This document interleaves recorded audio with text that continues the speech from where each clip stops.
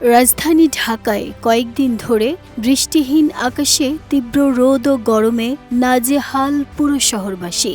বাংলাদেশ আবহাওয়া অধিদপ্তর জানিয়েছে, আবহাওয়া শুষ্ক থাকবে এবং আকাশে কিছুটা মেঘ থাকলেও গরমের দাপট কমার কোনো লক্ষণ নেই। এলএমই সার্টিফাইড বিশ্বসেরা কপারে তৈরি ওয়ালটন কেবলস, যা আপনার স্থাপনাকে রাখবে সব সময় নিরাপদ।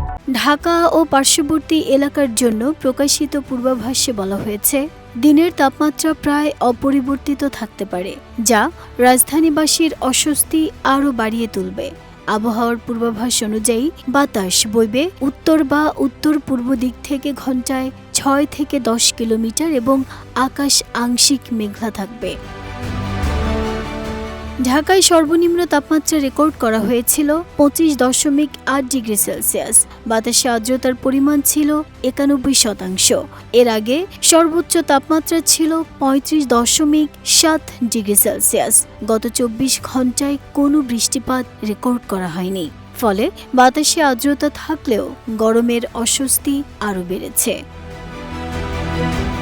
এর আগে আবহাওয়া অধিদপ্তর থেকে প্রকাশিত সারা দেশের সম্ভাব্য পূর্বাভাসে জানানো হয়েছে, খুলনা, বরিশাল ও চট্টগ্রাম বিভাগের 2-1 জায়গায় বৃষ্টি অথবা বজ্রসহ বৃষ্টি হতে পারে।